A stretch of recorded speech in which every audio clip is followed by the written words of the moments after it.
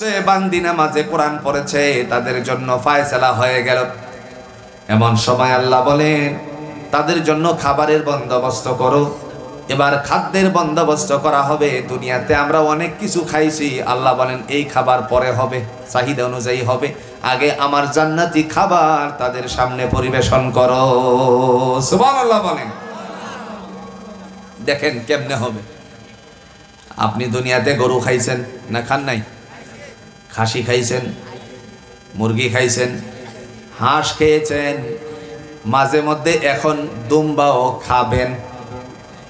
কথা বুঝেন নাই?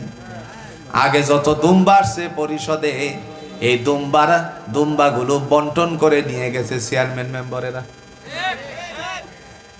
মেম্বার সাহেব আছে নাকি? সর্বনাশ করছি। দুম্বার গোশত নিয়ে গেছে সব চেয়ারম্যান মেম্বারেরা।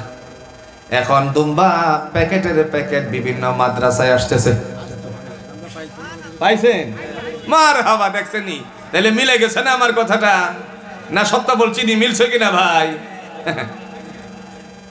আমার ভাইরা, দুম্বাও খেয়েছেন, মুরগিও খেয়েছেন, হাঁসও খেয়েছেন, গরু খাইছেন, খাসি খাইছেন। আল্লাহ বলেন তোমাদেরকে এখন এইগুলো খাওয়াবো না। জান্নাতি মেহমানদেরকে প্রথমত দুইটা আইটেমের ব্যবস্থাপনা করা হবে। একটা আইটেমের নাম হলো মাছের কলিজা, আর একটা হলো পাখির। জোরে কন্যা সুবহানাল্লাহ। মাছের কলিজা উদ্দেশ্য যদি এরকম থাকে, আল্লাহ এত বড় মাছ পাবে কোথায়? তাহলে কোরআন থেকে একটা ঘটনা নেন। ইতিহাসের পাতায় স্বর্ণাক্ষরে লেখা আছে, জাতির সমস্ত মানুষের জন্য, প্রাণীদের জন্য আল্লাহর একজন বান্দা আল্লাহর কাছে বলছিলেন, আল্লাহ সমস্ত সৃষ্টিদেরকে আমি একবেলা খাওয়াতে চাই। নাম কি? বাসুলাইমা দাদে মুলকো সরওয়ারি, বাসুলাইমা দাদে মুলকো সরওয়ারি, সুদমে তেবো খাতেমা সুদেও ফরি। ঠিক কিনা বলেন? সুলাইমান আলাইহিস সালাম। আল্লাহ বলে, এই সুলাইমান সম্ভব না। আল্লাহ বলে ফেলছেন সম্ভব না, আরো সম্ভব। কথা কন্যাকে সম্ভব না বলার পরে আরো সম্ভব। আল্লাহ দেও না, তুমি একবার একটু সুযোগ দাও না। ঠিক আছে, চেষ্টা করো। সুযোগ পাওয়ার পরে তিনি খাদ্যের ব্যবস্থাপনা শুরু করে দিলেন। সমুদ্রের কিনারার থেকে খাবার শুরু করলেন, কারণ মেহমান তো মাছও আছে, সৃষ্টি তো সবগুলোরে দাওয়াত করছে। সমুদ্রের কিনারার থেকে যখন খাবার প্রস্তুত করতে করতে মাইলকে মাইলের রাস্তা পর্যন্ত খাবার প্রস্তুত।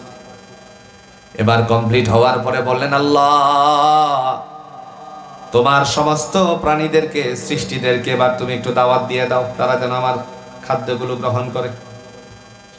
আল্লাহ ডেকে বললেন, ও আমার সুলাইমান, সমস্ত প্রাণীরাই তো তোমার কথা বুঝে, তাহলে তুমি দাওয়াত দাও, তুমি ডাক দাও। তিনি তখন ডাক দিয়ে বললেন, সাথে সাথে সমুদ্রের থেকে প্রথম অতিথি আসলেন, একটা মেছলি মাছ। ওই মাছ এসে খাবার শুরু করলো। খেতে খেতে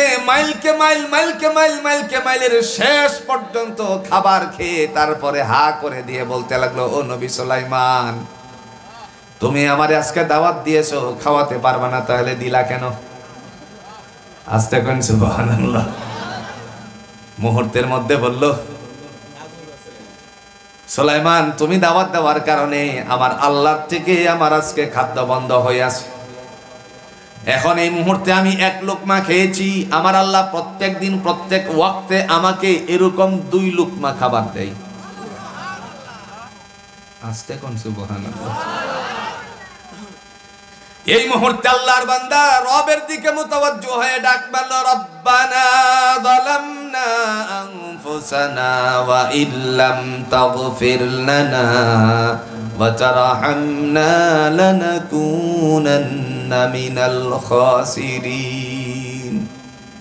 রব্বানা, ও আমার প্রভু, যালামনা, আমি আমার আনফুসানা, আত্মার উপর অন্যায় করেছি। ওয়া ইল্লাম তাগফির লানা, তুমি যদি ক্ষমা না করো তাহলে আর কোনো ক্ষমাকারী নাই। আল্লাহ তুমি আমার উপরে দয়া দান করো, রহমত করো।